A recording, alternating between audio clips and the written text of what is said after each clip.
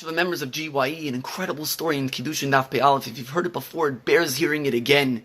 It's one of the most basic yesodis of dealing with the Yetzer Hara. Says the Gemara,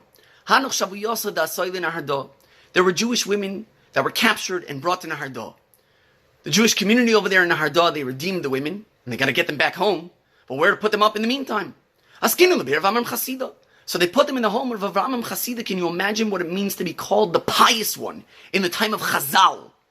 So that it shouldn't be yichud, they took away the ladder that leads up to the loft. They put the women in the loft and they took the ladder away. One of the women was passing by the opening of the loft, and a light fell down from the opening. The Mefarshim explained it means the light, the fire of the Yetzer Hara.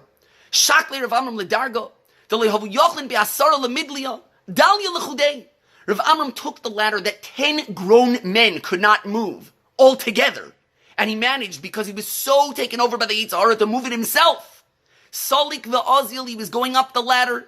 Kimat Lapalga Dargo, when he got halfway up, he realized what's going to happen. Ivshach.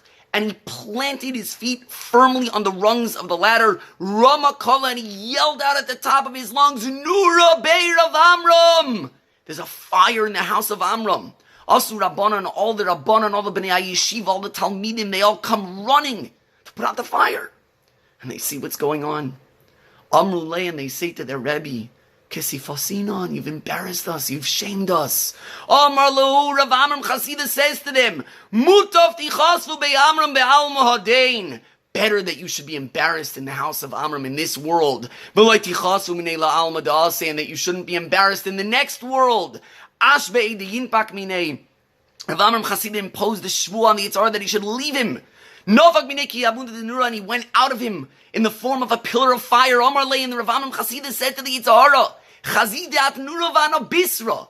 Look, you're fire, I'm flesh. V'ano adifan minach, and I'm better than you. And why am I better than you? Because I figured out your secret. Your secret is that you infuse someone with a fire of passion, of lust, to go do an Aveira.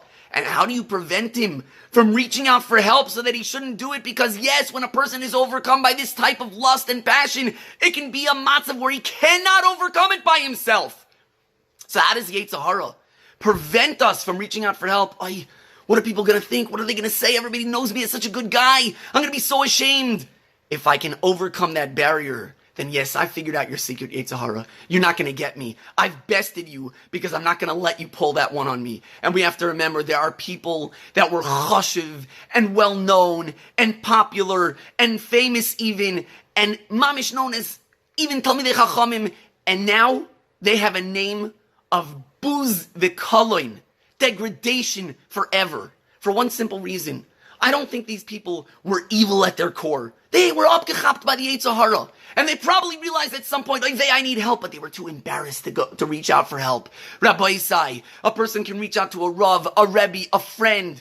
And nowadays, Baruch Hashem, a GYE. If we can do this and overcome this barrier of the Yetzer Hara trying to stop us from getting help because we're ashamed and say, but I'm going to suffer so much more shame, certainly in Olam Haba and even Olam Hazeh, then we will have bested the Yetzer Hara because we'll have said, aha, I figured out your secret. You're not going to get me.